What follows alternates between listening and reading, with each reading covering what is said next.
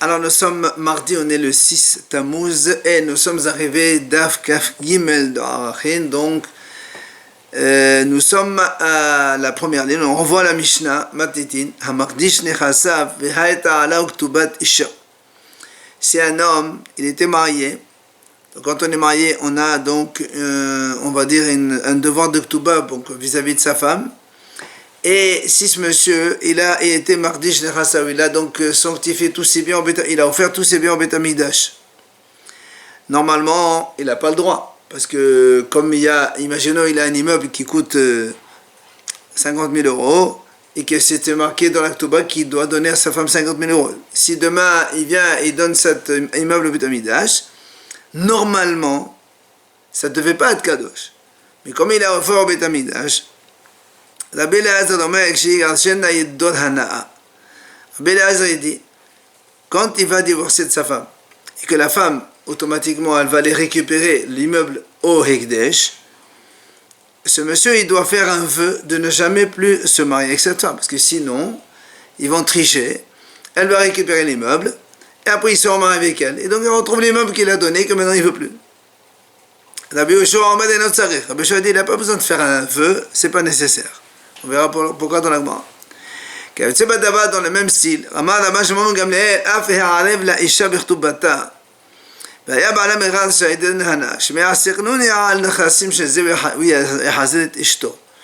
il dit si un homme il était marié et il y avait un garant pour lui envers sa femme dans l'Aktuba, c'est-à-dire que si lui il n'arrive pas à payer les 50 000 euros à sa femme donc dans l'Aktuba, c'est ce garant-là qui va payer. Là aussi, si le monsieur va donc divorcer sa femme et que maintenant il n'a pas d'argent, et comme il n'a pas d'argent, la femme elle va se retourner contre le garant qui va lui donner ses 50 000 euros.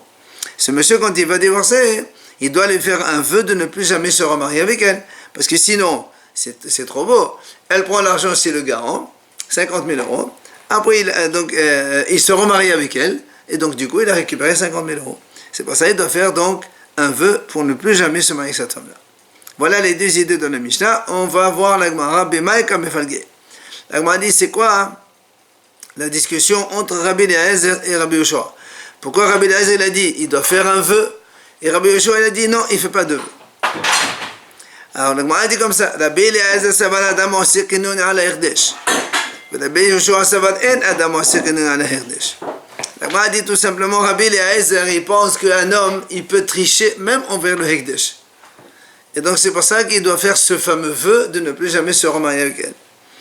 Par contre, Rabbi Yoshua il a dit non, c'est pas la peine. Pourquoi? Parce que lui, un homme ne tricherait pas contre l'Ekdesh. Ekdesh, c'est Kadosh.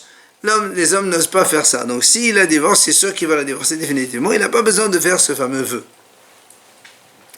Alors, vient la Gemara poser une question. Mais la Hade Amar Ravuna. Ravuna, il a dit comme ça. Shechiv Mara Shirdish Kon Nechasav. Ve'amar Mane Lifnene Biyadi. Ne'eman. Si un homme, il est en train d'agoniser, donc de mourir, et il dit, j'offre tous mes biens au Beth Amikdash. Et après il dit, je dois, par exemple, 1000 euros à Réhouven. Comme il a offert ses biens au Beth Amikdash, est-ce qu'après, quand il dit, je dois donc 1000 euros à Réhouven, est-ce qu'on le croit? Ou bien il veut sauver ce qu'il peut sauver? On dit là, Ravuna, il dit comme ça, c'est marqué, Hazaka. On le croit. Pourquoi? Un homme, il ne triche pas contre l'Ekdesh. Donc ça, c'est Ravuna.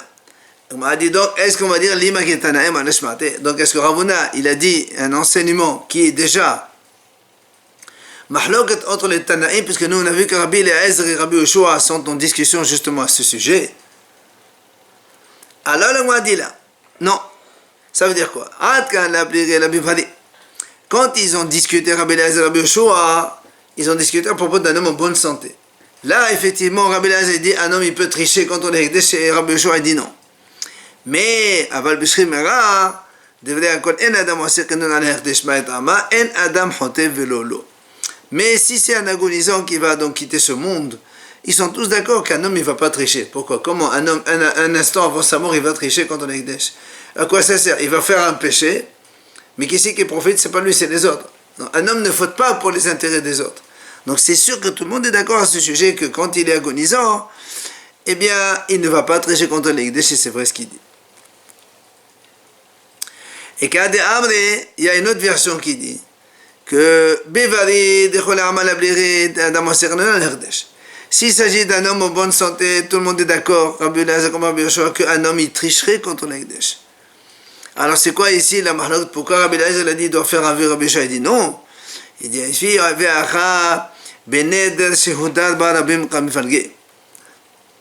il dit ici c'est un vœu qui a été fait en public. Et alors, c'est-à-dire quand quelqu'un il fait un vœu en public, le Rabbi Yoshua il a dit on peut faire annulation de ce vœu là. Et donc du coup ça veut dire que cet homme là, quand il a fait un vœu pour ne plus jamais se marier avec sa femme, il a fait en public. Et Rabbi Yoshua a dit, même un vœu en public, on peut annuler. Donc ça veut dire que ça ne sert à rien de lui faire ce vœu. C'est pour ça que Rabbi Yoshua a dit non, t'arrêtes. Alors que Rabbi Elazar dit, mort ça va. Et non, enfin, on ne peut pas annuler. Un vœu en public, on ne peut pas l'annuler. Donc si on ne peut pas l'annuler, alors on lui dit, fais un vœu. Comme ça, tu ne peux pas l'annuler. Et donc du coup, tu conseilles, tu ne peux pas tricher. C'est pour ça que Rabbi Elazar a dit, on lui fait faire un vœu. Et il va être mal à donner une autre réponse. Que tout vœu qui a été fait en public, il y a annulation. Donc on peut l'annuler. Du coup, ça ne sert à rien de faire un vœu. Mais alors ici, c'est quoi? Ici, on parle d'un vœu qui a été fait à Da'at Rabim. C'est le tribunal qui le fait faire un vœu, c'est-à-dire sur leur consentement, selon l'intention du Beddin. C'est-à-dire quand tu fais un vœu, tu le fais. Enfin, nous, c'est nous qui te demandons de faire ce vœu-là pour nous. Et donc, là aussi, Da'at Rabim, donc c'est ça. Alors, il y a un haram qui dit que ce nèdre-là, on peut l'annuler. Donc, Rabbi Yoshua a dit, donc dans ces cas-là, ça ne sert à rien de faire un vœu pareil. Et Rabbi Elazar, la même chose, il dit non, on ne peut pas annuler un tel vœu. Du coup, quand il fait un vœu comme cela, comme il ne peut pas l'annuler, donc il ne peut pas tricher contre le Hekdesh. Et quand il a fait Magdish, il a donné l'immeuble, oui. Il peut pas annuler son vœu? Ah non, j'ai fait un vœu. Tu as donné un Hekdesh. Tu offres quelque chose de Betamidash, tu ne peux pas revenir en arrière. C'est vrai qu'on va voir un petit peu cette notion. Alors, la m'a dit, Elle a dit à Amimor. Amimor, il a dit comme ça. Ned Shoda Barabim, Yesh lo Hafara. Adat Rabim, et lo Hafara. Donc, un vœu qu'un homme fait en public, on peut l'annuler. Mais un vœu qu'on fait sur l'intention du public, c'est-à-dire du tribunal, on ne peut pas l'annuler. Et là aussi, on va dire, Lima Ketanem Anashmate. Est-ce que Amimor, il a dit donc cet enseignement qui est déjà une discussion entre les Tanaïm? Vetou, l'Agma a dit, Rabbi Yoshua, qu'est-ce qu'on a dit nous dans la Mishnah? Rabbi Yoshua a dit, il n'a pas besoin. On a dit comme ça, celui qui fait un mardish et il a vu une ektobat de sa femme, quand il va la divorcer, Rabbi Elazar a dit, il doit faire un vœu de ne plus jamais se marier avec elle. Rabbi Yoshua a dit, il n'a pas besoin. On a dit que c'est vrai, il n'a pas besoin. Il fallait dire, ça ne sert à rien. Puisque selon Rabbi Yoshua, quand il fait un vœu, il peut l'annuler. Donc ça ne sert à rien de faire un vœu pareil. Tu ne peux pas dire Eno Tsarir, il n'a pas besoin. C'est pas il n'a pas besoin. Il fallait dire ça ne sert à rien. S'il n'y a pas d'intérêt en jeu. Si, l'intérêt c'est de récupérer l'immeuble. Non, je dis si, pour le cas où il n'y aurait aucun intérêt en jeu, est-ce qu'il peut la remarier? Et bien sûr. Tant qu'il n'a pas donné des biens au Hekdesh, il n'y a aucun problème. Quelqu'un qui a divorcé de sa femme, il peut se la remarier tant qu'elle ne s'est pas mariée entre-temps avec un autre. Alors l'Agma a dit. Et donc la question est non moi, elle me va aller. Et là, c'est pour ça que l'Agma a dit il dit en fait ici la question elle est quand un homme il fait un Hekdesh, c'est-à-dire il consacre un bien au Beit Hamikdash, est-ce qu'il a le droit de faire une hatara derrière pour enlever ça? C'est ce qu'on appelle She'ela d'Hekdesh. Hatara, c'est pareil? Hein?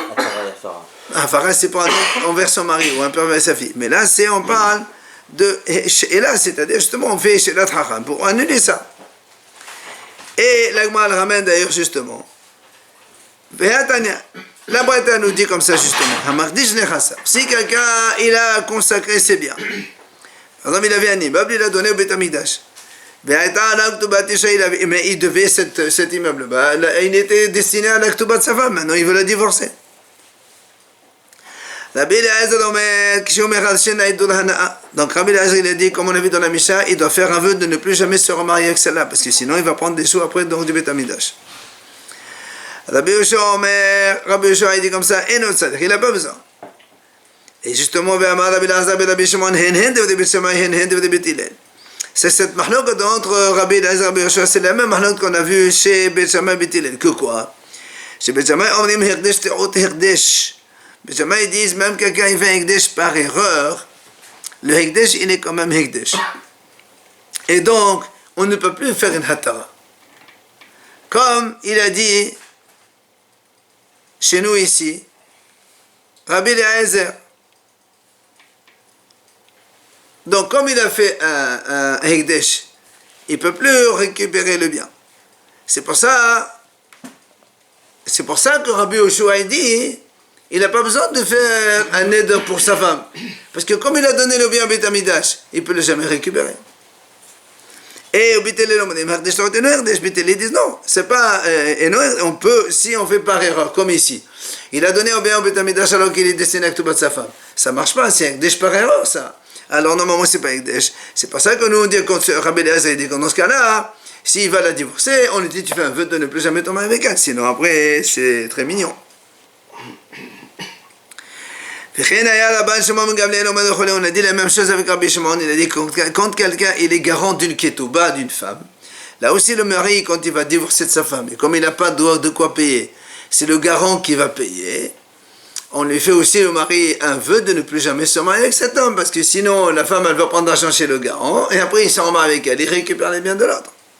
Et si c'est le garant qui épouse la femme après? S'il veut l'épouser, c'est son problème. La question elle est. Ça veut dire qu'il récupère sa garantie. Ah, mais c'est pas un problème ça. Non, toute la question elle est pour que le monsieur ne récupère pas sa femme une deuxième fois. Et la Gemara nous raconte une histoire. Moshe bar Atzri, Arva de Chalate Hava. Un monsieur qui s'appelle Moshe bar Atzri. Il était garant de sa belle-fille. Ça veut dire, Moshe bar Atzri, son fils c'était Ravuna. Il s'est marié avec une femme. Et comme donc ce Ravuna il s'est marié avec la femme, il n'avait pas donc assez d'argent, c'est le père Moshe bar Atzri qui s'est porté garant dans l'Aktuba que s'il arrive un problème, c'est lui qui paye à la fille l'Aktuba. C'est sa fille? Non, sa belle-fille. Il était garant pour son fils. Ah d'accord, c'est pas de Ravuna. Le père de Ravuna s'est porté garant pour son fils pour indemniser la femme. Seulement, Ravuna, il était un Talmid Chacham. Et il était très pauvre. Alors, comme il était très pauvre, alors il voulait trouver une solution pour lui donner un peu d'argent. Amal Abaye, il a dit à Abaye, les cas des Nas Be'assan et Ravuna, est-ce qu'il n'y a pas quelqu'un qui peut donner un conseil à Ravuna? Et quoi, conseil? Dès l'héritage del veto. Il divorce de cette femme-là. Et comme il n'a pas d'argent, puisque la femme elle va réclamer sa ktouba, mais t'es pas ktouba, mais avant. Et c'est son père qui va payer la ktouba. Et après, qu'est-ce qu'il fait? Et après, il la reprend. Et donc, du coup, il a pris un peu d'argent chez son père. C'est une histoire. C'est-à-dire que le père, il n'a pas voulu. Non, le fils, il divorce sa femme. Il n'a pas de quoi payer. Qui c'est qui paye? C'est son père. Après, il récupère la femme. Donc la femme, il était pauvre, il a fait. Maintenant, il a 50 000 euros en poche. C'est mignon. Il a dû jurer alors. Alors, attends. Il épouse les 50 000 euros. Voilà. Amalé Rava, il lui dit à Abaye, comment c'est possible? Rava, il a dit, mais attends, mais quand on a dit, quand il dit, il doit faire un vœu de ne plus jamais, comme on a vu dans la Mishnah, le garant, il fait un vœu de ne plus jamais épouser. Donc, s'il va faire, il va divorcer. Le Bédine va lui dire, monsieur, attends, tu fais un vœu de ne plus jamais te marier avec celle-là. Parce que sinon, comme on a dit, il va prendre l'argent du grand. Alors, Abaye dit, mais attends, qu'est-ce que tu crois, toi? Ah, tu connais Marlèche, mais Bédine la Marlèche? Est-ce que tu crois que tout le monde, il va aller au Bédine pour divorcer? Et il fait un guet, il le donne devant deux témoins. Tu n'as pas besoin d'aller au Bédine, donc c'est pas obligé de faire ce vœu comme ça. Et là, il m'a dit, le souverain l'imita. Depuis quand on fait pas se marier avec lui. Ben voilà, pour ne pas profiter de l'argent du garant. Tu vois pas que ce cas-là, c'est un cas typique. Il divorce, il n'a pas d'argent. Son père, il paye pour lui. Après, il récupère ça, mais il récupère l'argent. Donc, c'est pas de la tricherie, ça. Mais qui l'oblige à faire un vœu ou à ne pas le faire? Qui? Justement, Rava, il a dit, mais de toute façon, même s'il fait ça, il va faire un vœu de ne pas profiter de elle. De nouveau, il ne peut pas s'en marier avec elle. Il n'a rien gagné dans l'affaire. Alors, Rava, il a dit, mais tu crois qu'ils font ça devant le Bédine? Ils font ça entre eux, c'est terminé. Donc, du coup, il ne va pas faire de vœu. Alors, il la récupère, voilà. Mais la Gemara a dit, malheureusement, laisse ouvrir la méthode des Kohen Abba. Le problème, c'est que Ravuna, c'était un Kohen. Et s'il divorce une fois, il peut lui récupérer sa femme. Voilà, Donc, c'est fichu. Si tu dis Abaye, Amal Abaye, la pauvreté, elle suit le pauvre. sinon il aurait dû jurer. Elle lui colle à la chaussure, quoi. Il peut pas. Non, il aurait dû jurer. Et non, même si C'est un Israël. même s'il jure, il peut pas la dire. Ah, c'est un Israël. On parle de la cas de Ravuna. Alors, la Gemara a dit quand même une autre question. Mais Amal Abaye, comment Abaye peut dire une telle chose? Quand il a dit, qui c'est qui donnerait un conseil à Ravuna de divorcer sa femme, comme ça il récupère l'argent de son père? Il dit, comment Abaye parle comme ça? Mais Amal Abaye, Ezehu Sha'arum, c'est un Masé Asalam Koba Nechassim, quand Abasham Gamliel Bade. Non, qui est Abasham Gamliel? Abaye lui-même l'a dit, qu'est-ce qu'on appelle un rachat rusé? C'est celui qui donne conseil de vendre les biens, comme celui-là. Là-bas, la Gemara parlait là-bas de autre chose. C'est un monsieur qui, avant de mourir, il a dit, j'offre mes biens à Réhouven. Et après Réhouven, c'est Shimon qui les récupère. Et là-bas, il a un droit. Donc, quand il meurt, c'est Réhouven qui les récupère. Et quand Réhouven est mort, c'est Shimon qui les récupère. Oui. Là-bas, il y a quelqu'un qui dit, celui qui donne un conseil à Réhouven, quand il a récupéré, il vend les immeubles, il en profite. Du coup, après, quand il meurt Réhouven, il n'y a plus rien. Shimon, il n'aura plus rien. Et ça, c'est un rachat. Tu donnes un conseil pour priver l'autre de... Parce que celui qui a donné, quand il a donné... Enfin, c'était Shrimera, je crois. C'est ça. Il a donné, il voulait donner à Réhouven. Après, il voulait donner à Shimon. Et toi, qu'est-ce que tu fais? Tu vends tout, tu ne laisses plus rien à Shimon. Ça, c'est un un conseiller rusé. Et donc là aussi, Abaye donne un truc pareil, c'est pas possible. Alors, on m'a dit, c'est pas pareil. Ici, Balé Chane. Parce qu'ici, c'était son fils. Donc, même si tu fais payer le garant c'est le père du Hatan, donc c'est pas un problème. En plus, tu dois mettre la banane. Le Ravuna, c'est un Talmid Haram, donc c'est bien d'aider. Le père, il serait peut-être content de faire ça d'ailleurs. Il y a plein de raisons. Voilà, c'est pour ça que. Alors, la Gemara était pour les Arabes dire Toba la Mishtabad. La Gemara dit attends, il y a aussi un problème. C'est que nous, on sait qu'un garant d'une clé Touba, normalement, on ne le saisit pas. C'est-à-dire quelqu'un qui se porte garant. Quand moi, je prête de l'argent à quelqu'un, je ne fais pas confiance. Et là, il m'amène un garant. Effectivement, quand il n'a pas de quoi me rembourser, je me retourne contre le garant. Mais quand quelqu'un il est garant d'une Touba, c'est Stam une garantie pour. Mais si le Mahatan ne paye pas, le garant ne paye pas. À quoi il sert alors? À quoi il sert? Stam pour que la fille elle se calme. Et oui, parce que le garant, qu'est-ce qu'il fait en fait? Il ne fait que du hesed. Parce que quand moi je te prête de l'argent, toi tu me dois. C'est sûr que si tu ne peux pas me rembourser, le garant il paye. Mais là, quand elle s'est mariée, le monsieur n'a rien prêté. La femme, elle n'a rien prêté au monsieur. Juste, il lui dit, voilà, quand tu auras voilà, Ktouba, au cas où. Donc, comment, même s'il dit que tu vas aller chez le garant, on ne va pas chez le garant. Alors, le mois a dit, Kablan Hava. Parce que nous, on sait que dans les garants, il y a deux types de garants. Il y aura Arev, ce qu'on appelle Arev comme ça. Et Kablan, c'est quelqu'un qui se porte garant de façon certaine. C'est-à-dire que le Kablan, en général, quand je te prête de l'argent, après, je n'ai même pas besoin d'aller voir l'emprunteur pour me faire rembourser. Directement, je m'adresse au garant. Ça, c'est Kablan. C'est quelqu'un qui est engagé à 100%. Alors, c'est pour ça qu'il dit, le père de Ravuna, dans ce cas-là, il n'était pas que simple garant. C'était un gros garant, on va dire comme ça, un garant engagé. Alors, la Madiani, les madame Kablan, la louve mishtabad. Et les madame et les mishtabad, les mishtabad. Mais il m'a dit très bien. Si tu dis qu'il était garant engagé, mais nous on sait que ce garant engagé, effectivement, quand est-ce qu'il paye? C'est quand, au moment qu'il s'est engagé, la personne pour qui il s'est engagé, elle avait de quoi payer. D'accord? Si par exemple, moi je prête de l'argent à quelqu'un, je vais mettre 10 000 euros, et à ce moment-là, il avait de l'argent. Par exemple, il avait une voiture qui coûtait 10 000 euros. Donc le garant, quand il se porte garant, il sait que s'il rembourse à ta place, il va prendre la voiture du monsieur. Donc dans ces cas-là, on appelle Qablan, c'est bon. Mais il y a Hakam qui dit que si au moment où il fait la garantie, le monsieur, il n'a rien, le Qablan, c'est pas un vrai garant. Alors, c'est pour ça qu'il dit, donc ce qu'on a dit, ça marche dans le cas où le Hatan n'avait rien, et malgré tout, l'autre, il est Qablan, c'est vrai. Mais il y a Haram qui dit non, que le Qablan n'est garant, que si le monsieur pour qui il se porte garant, il a des biens. Or, Ravuna, quand il s'est marié, il était pauvre.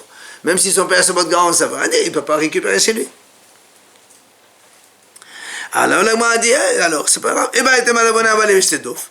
Je peux te répondre qu'Ravuna, au moment où il s'est marié, il était riche. Après, il a perdu les terrains, ils se sont abîmés. Ou bien je peux te dire que le père vis-à-vis de son fils, même s'il n'a pas d'argent le fils, le père il se porte garant de façon donc entière, donc sans aucun problème. Dites-moi, comme d'ailleurs la ramène ici, Arav d'Irtouba, devrait accoler la mishtabit. Comme on a dit, donc c'est quelqu'un qui se porte garant pour Irtouba, selon tout le monde, on ne va pas le prendre l'argent. Mais, Qablan de Va'al-Hov, devrait accoler mishtabit. Maintenant, un Qablan pour un Ba'al-Hov, pour une dette, selon tout le monde, celui-là, on va le prendre directement, c'est bien. Et, par contre, Arav de Va'al-Hov, Qablan d'Irtouba, plierait. Maintenant, si quelqu'un il se porte garant simple dans une dette, ou un Qablan dans une Iktuba, Qablan c'est un garant engagé dans une Iktuba, c'est là où il y a une mahloket. Et qu'Aleman de Amad, il y a un Hacham qui pense, et c'est le levé Mishtabit. Si l'emprunteur, au moment où il a emprunté, il avait de quoi rembourser, alors le garant, c'est un vrai garant, il doit donc rembourser au cas où. La Mishtabit. Mais si l'emprunteur n'a pas d'argent au moment où il a emprunté, il n'a rien de quoi donc rembourser, alors le garant il compte pas. C'est pas un garant. Mais quand il y a un damal, regarde, et il y a un Hakam qui dit non. Même si l'emprunteur n'a pas de quoi rembourser, quand il y a un garant qui se porte garant, il est quand même garant. Et la Gemara dit il a la dans tout ça. אף אגב דלית להנמי משתעבד לבד מעליו דכתובה. אף אגב דלית לה משתעבד. מה יתאמה מסוqa ודו למדי חסרה.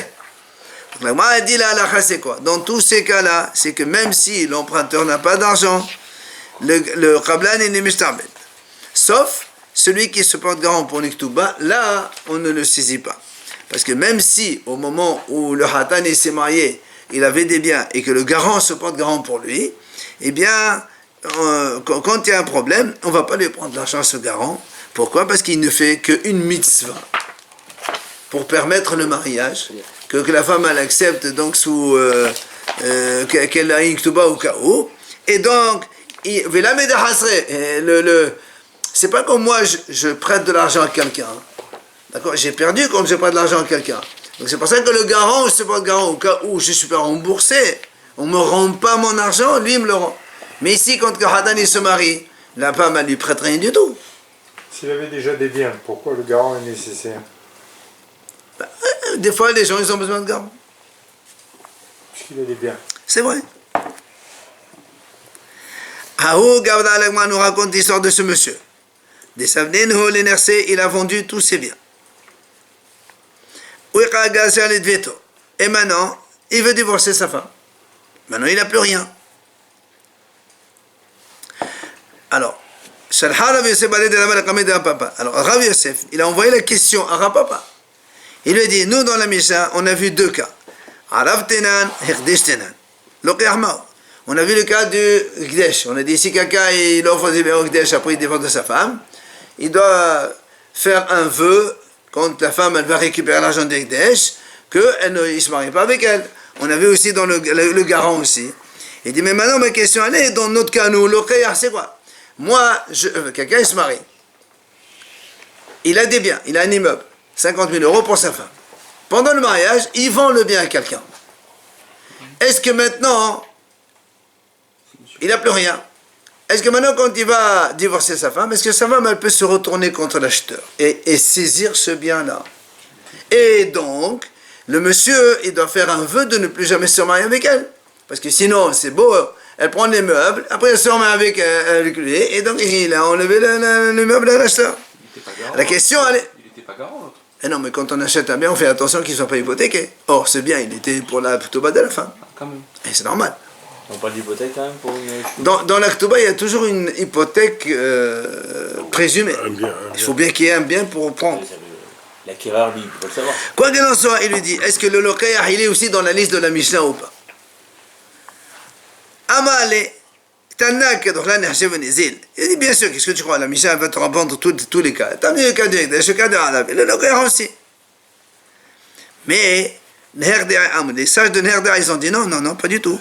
Dites-nan, ce qui est marqué dans la Mishnah, c'est marqué. Ce que la Mishnah n'est pas marqué, ce n'est pas marqué. Donc le lokaïa, il n'est pas dans la liste acheteur, donc celui-là, on n'est pas dans le cas là-bas. Et s'il a vendu avec l'accord de sa femme aussi, on peut penser ça. Ah, ça, c'est accord ou pas accord, quand il doit rembourser la de sa femme, il veut de l'argent. On s'en fout de ça. Il vient me chercher à dire quelle est la raison de Neherdea, pourquoi ils ne veulent pas dans le cas ici de l'achat. Donc on ne craint pas qu'on fasse, le monsieur il fait le vœu avec sa femme. Alors il dit, Bishama Herdesh, Mesham Levad Herdesh. Alim Namim Sahoudi Avad.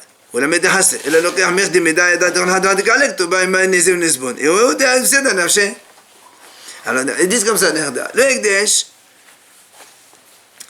Hachamim ils ont fait ça pour l'intérêt du Hekdesh, c'est-à-dire que quand un homme il veut divorcer de sa femme alors qu'il a sanctifié le bien, il fait un vœu pour ne pas se marier avec elle de nouveau parce que sinon il va faire perdre le Hekdesh, c'est normal.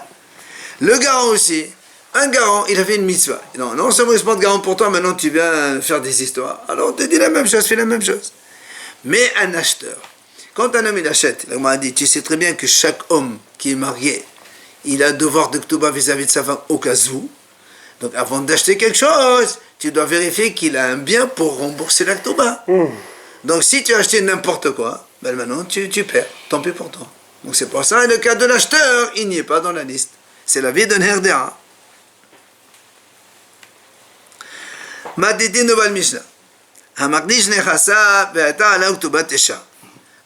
on va dans l'autre sens.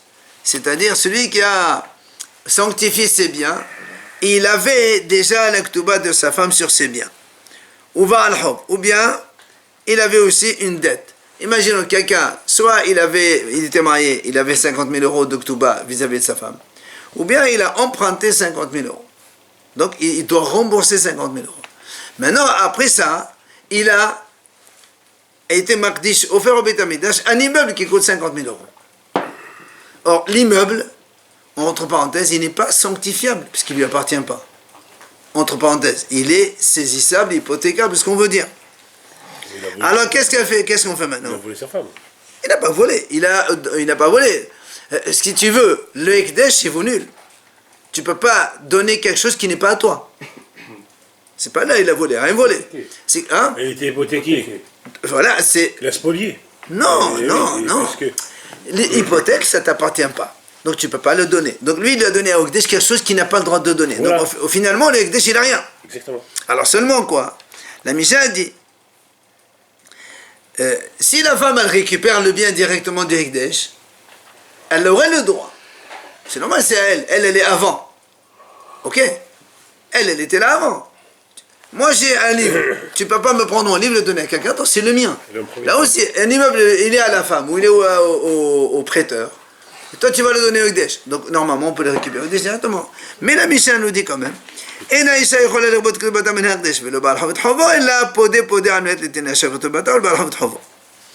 le Mishnah dit comme ça. C'est vrai que la femme elle peut récupérer cet immeuble ou le prêteur ou c'est la même chose. Mais il faut d'abord racheter cet immeuble au Hekdesh. Quelqu'un qui offre quelque chose au Hekdesh, on va voir dans l'Agma, dit on le rachète par exemple. Symboliquement. Voilà, symboliquement. Tu mets 50 euros, tu rachètes l'immeuble. Ou toi ou quelqu'un d'autre. Et après la femme ou le prêteur, ils prennent c'est à eux. On va voir pourquoi, à quoi ça sert. 2 secondes. Hekdish tish'im mané, ve'aya chovo me'amane.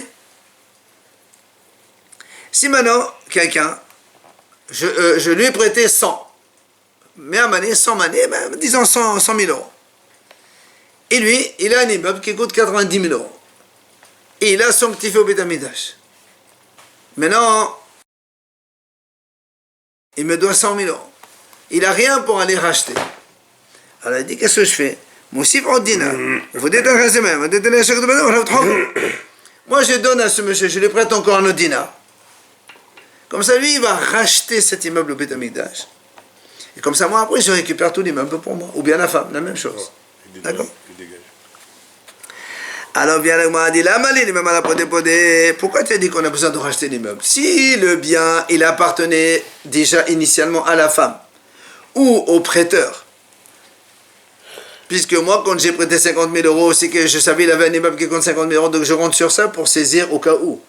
Alors lui, il n'a même pas le droit d'aller racheter. Alors pourquoi il a besoin de racheter? J'y vais directement, je récupère, je dis au Hekdesh, messieurs, hop, c'est pas à vous, c'est à moi, donc je récupère mon bien. Alors qu'est-ce que ça veut dire? On rachète.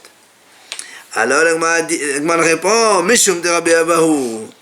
Amar Rabbi Abahu, Shelo Yomru, Hekdesh Yotze Belo Pidyon. L'Agma dit non, parce que Rabbi Abahu a dit, si on récupère un bien de Hekdesh comme cela, les gens ils vont croire que quand on donne un bien au Hekdesh, on peut le récupérer comme ça. Alors, on sait très bien que quand on donne au Hekdesh, il faut racheter du Hekdesh. Alors c'est pour ça qu'on dit, on le fait ici un rachat symbolique. Donc si l'immeuble coûte 50 000 euros, on dit tu payes 50 euros, tu le rachètes. Et après tu le donnes. Mais tu ne sors pas un bien du Hekdesh comme ça pour rien. Viens l'Agma nous dit, Matnetin, dis là que Rabban Shimon Gamliel. Notre Mishnah, elle n'est pas comme Rabban Shimon Gamliel. Pourquoi elle n'est pas comme Rabban Shimon Gamliel? Parce que Détania, Rabban Shimon Gamliel omer, Ima Yachovo Ganer Dedesho Pode, Vim Laou no Pode. Rabban Shimon Gamliel dit comme ça, si la dette, elle est exactement comme le Hekdesh, alors il rachète. C'est-à-dire, si moi j'ai prêté 50 000 euros, et l'immeuble coûte 50 000 euros, là, on fait ce qu'on a dit dans la Mishnah. Tu rachètes l'immeuble à 50 euros, tu me le redonnes, il n'y a pas de problème. Mais Rabban Shimon Gamliel dit, mais si c'était moi, VM Lav, si maintenant, moi, j'ai prêté 50 000 euros, et l'immeuble, il coûte que 40 000 euros. D'accord? Alors, Rabban Shimon Gamliel dit, non, il n'a pas dit dans ce cas-là. À quoi ça sert? Parce que de toute façon, tu vas prendre l'immeuble, et tu ne vas pas payer toute ta dette. Alors, ne prends pas. Vela banane. Alors, Haramim, eux qui ont dit oui, on peut racheter. Ad Kama, jusqu'à combien? Jusqu'à combien il peut racheter l'immeuble pour payer une partie de la dette? On répond,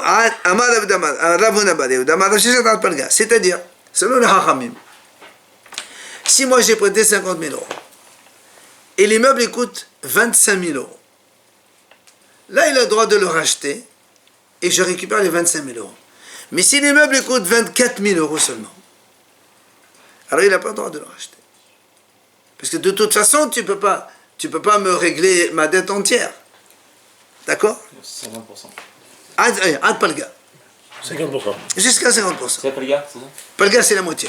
Comme si l'autre, il dit Plaque. d'accord, j'abdique 1 000 euros. Ah non, il n'y a pas d'abdique. S'il fait 24, il dit avec cadeau 1 000 euros. Ça veut dire que, non, ça veut dire que si, comme on a dit, si ça coûte 50 000 euros, lui il le rachète pour une valeur symbolique de 50 euros, et après il me rend. Mais si ça coûte que 20 000 euros maintenant, il ne peut pas acheter symboliquement pour me rendre. Il doit acheter au prix, valeur réelle du bien. Maintenant, on revient à notre Mishnah quand on a dit, vous savez, on revient à Arachin, on a dit quand quelqu'un il dit j'offre au Beit Hamikdash ceci. Et donc dans la Torah on a des sommes donc fixées, référencées en fonction de l'âge, si c'est une femme, si c'est un homme, tout ça. Et on a dit aussi, on a vu précédemment que on a dit que si quelqu'un il a par exemple il a dit je paye ma valeur entre 20 et 60 ans, je dois payer 50 shekels. Si je n'ai pas payé, il vient le percepteur de Beit Hamikdash, il me saisit mes biens.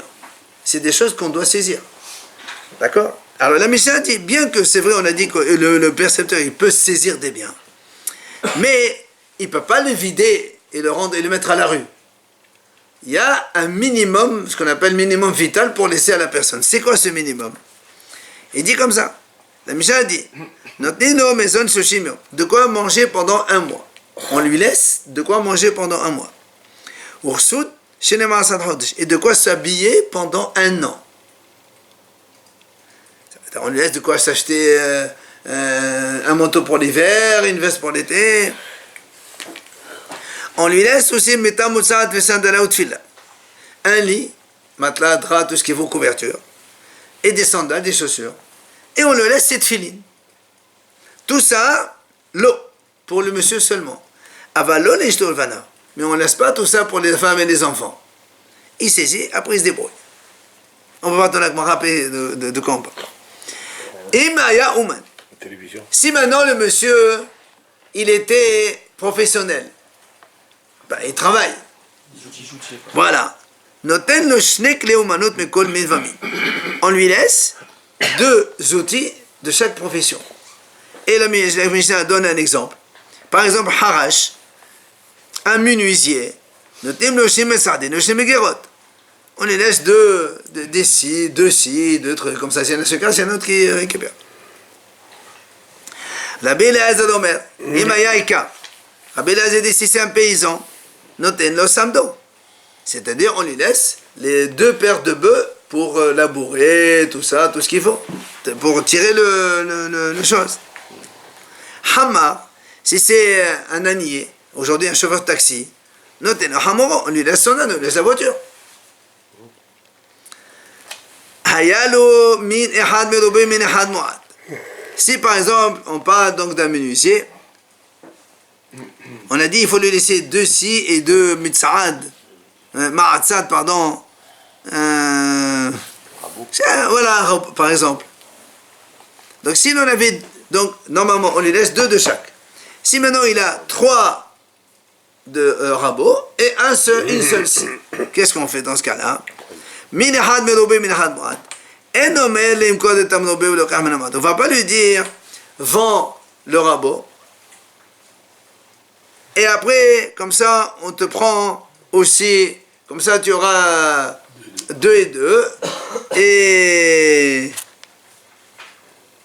ou bien tu peux vendre ou échanger. C'est ça, on ne dit pas comme ça tu auras 2 et 2, on dit pas comme ça. On lui donne, il a 3, on lui prend un des 2 qui restent, et celui qui a, le 1, il reste 1, c'est pas, et comme tu étais débrouillé avec 1 depuis jusqu'à maintenant, tu restes avec 1 jusqu'à maintenant. Enfin, la Mishnah, elle finit, si quelqu'un, il offre des biens au Beit Hamikdash, tous ses biens, eh bien, Haramim, ils disent, ma'alin lo tefila, c'est-à-dire, même les tefilines sont considérés comme hekdesh. Donc si tu veux les mettre, tu es obligé d'aller les racheter au Beit Hamikdash. Bon, à part. D'accord? Voilà donc ce qu'on a dit à propos de la Mishnah.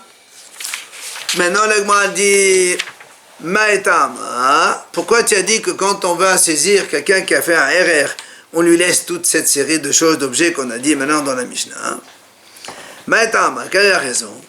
La réponse de Amar Kera, Ve'marhu me'alkecha, ahayehu me'alkecha. La Torah c'est marqué comme ça, Ve'marhu, c'est-à-dire s'il est pauvre, lui, ce monsieur de sa valeur qu'il a donné, qu'il a voulu donner au Beit Hamikdash, les Hachamim disent, le mot hu, ça veut dire ahayehu, tu dois le laisser vivre. Pas tu lui prends tous ses biens et alors après il va ne rien avoir, il va savoir ce qui lui arrive. Non, de sa valeur-là, ahayehu. Tu dois le laisser donc un minimum vital, on va dire comme ça, pour pouvoir vivre. Après on a dit, on a dit on ne laisse que pour lui, mais pas pour sa femme et ses enfants. Et moi là aussi, il a posé quelle est la raison? Tout simplement parce qu'il y a marqué dans la Torah, comme on vient de dire maintenant, il n'y a que lui, le monsieur, on doit le laisser vivre. Mais pour sa femme et ses enfants, ben, il va se débrouiller pour aller demander l'asdaka et les faire vivre. Ben, s'il lui a laissé des outils, il va travailler. Voilà. Rabbi Eliezer Omer, donc Rabbi Eliezer, il a dit dans la Mishnah, donc si c'est un paysan, on lui laisse donc Voilà, ça, les deux bœufs pour le chose, l'agneau on lui laisse son âne, etc. Alors la Gemara dit, Vela banane, pourquoi alors le Hachamim? Parce que nous on a vu dans la Mishnah, Hachamim ils ont dit comme ça, si c'est un ouman, un artisan, on lui laisse 2 outils de chaque profession.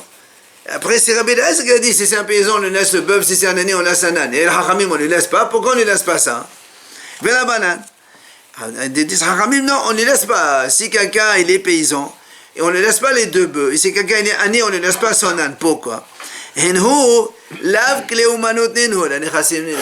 ne s'appelle pas des outils de profession, ça. C'est un bien. Quelqu'un qui a 2 bœufs, ce n'est pas un outil professionnel.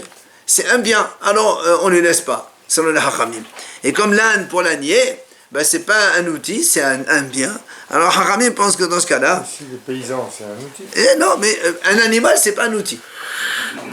La charrue, le bœuf, oui, c'est un outil. Mais un animal, c'est un bien. Mais il peut le louer, l'animal. Ah, mais ça, c'est son problème. Mais en attendant, on va le lui prendre parce qu'il a fait un air, il n'a pas de quoi payer. Donc on le lui prend. Mais il va louer, hein.